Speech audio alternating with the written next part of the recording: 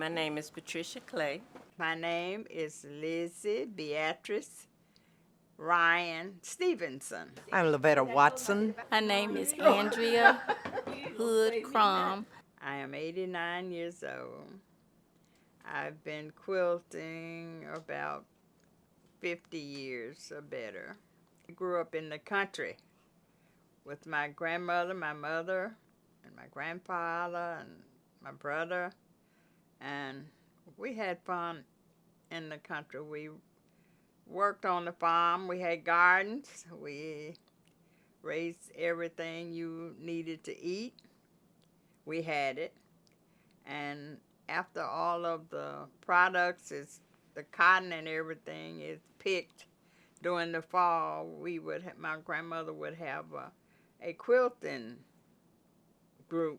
They would come over and set up and they would quilt.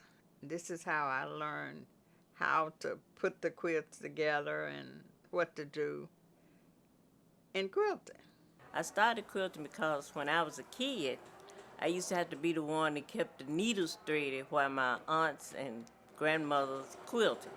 So I had said when I was small, I'm not gonna never do this because they would always be hollering, "We need another needle. We need another needle." And so I had eyes to see to put the thread through the hole on the needle. So I said I wasn't gonna do it. But after I got older and saw how much a quilt costs in the store, then I said, well, I can do this. So I started interested trying to find where can I go to learn the basics, because as a kid I didn't learn the basics.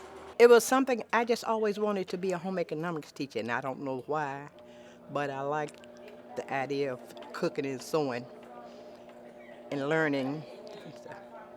I'm helping some of the ladies here, and I have a little girl that's a friend of my granddaughters. She wants to learn how to quilt. She's got a machine, so a couple of weeks ago I started showing her how to thread the machine, and that's as far as we got. She keep asking about sewing, but I tell her she got to learn that first. The quilt together, they had a limited time to do something. So if they did it as a group, they can get through with it quicker. So with all the material they had, they could make 2 or 3 quilts for each women that was there. Each one of them would be able to have a garment to carry home for the winter for their kids. So it was easier when it was 4 or 5 women they could get together and quilt. It was easy for them. So as a kid coming up, I felt like it was awful, but really it was a learning experience to know what life was all about. You know, now there's still the,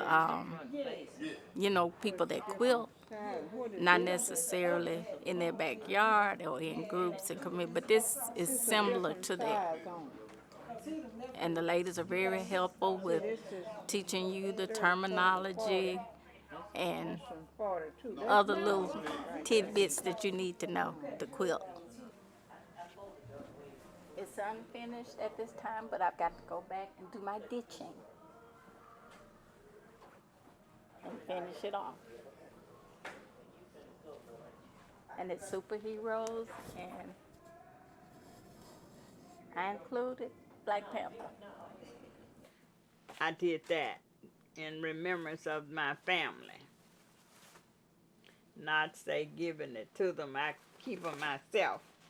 But this is what I would do for the family. And when we would have family reunion, I would take the quilt, and my cousin and I, we would run a line in the trees in the country and hang them up and let everybody go by and find themselves on this quilt. Oh, this is a table run. I've been working on this 1 week. 1 week. That's all I've been working on that for 1 week. And I have 7 granddaughters. I've made all them quilts. I have 9 great grandchildren. I've made quilts. I've made quilts for my sister, my nieces, friends of my daughters. And I just like choosing the colors and the designs. And I just like color.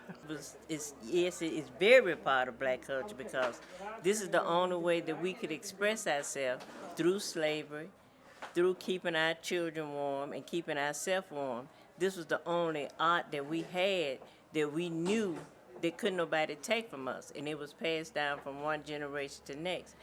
I think it's someone that expresses their feelings and thoughts in many different genres. They can, you know, it can be the canvas, the quilts, the pottery or ceramics that they have here. Some ladies are into the crocheting and knitting, and all of it's art. It feels good to sit down and create, just create things. This is what I do. I just create.